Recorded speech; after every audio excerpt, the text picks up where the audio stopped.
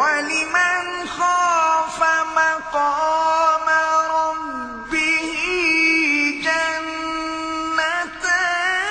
فَبِأَيِّ آلَاءِ رَبِّكُمَا تُكَذِّبَانِ ذَوَاتَا أَفْنَانٍ فَبِأَيِّ آلَاءِ رَبِّكُمَا تُكَذِّبَانِ فِيهِمَا عَيْنَانِ تَجْرِيَانِ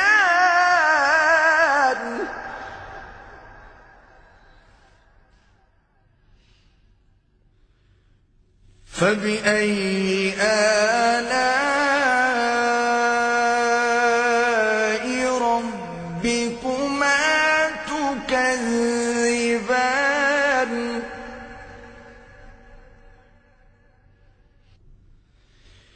فِيهِمَا مِن كُلِّ فَاكِهَةٍ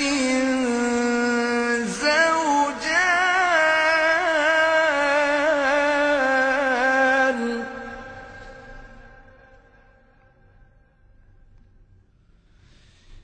فَبِأَيِّ آلَاءِ رَبِّكُمَا تُكَذِّبَانِ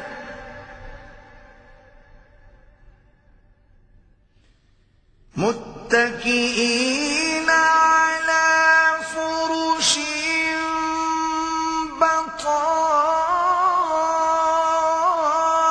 بَطَائِنُهَا مِنْ إِسْتَبْرَقٍ وَجَنَى الْجَنَّتَيْنِ دَانٍ فَبِأَيِّ آلَاءِ رَبِّكُمَا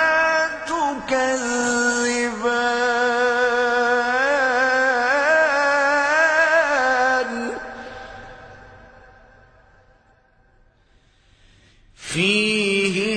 فِيهِنَّ قَاصِرَاتُ الطَّرْفِ لَمْ يَطْمِثْهُنَّ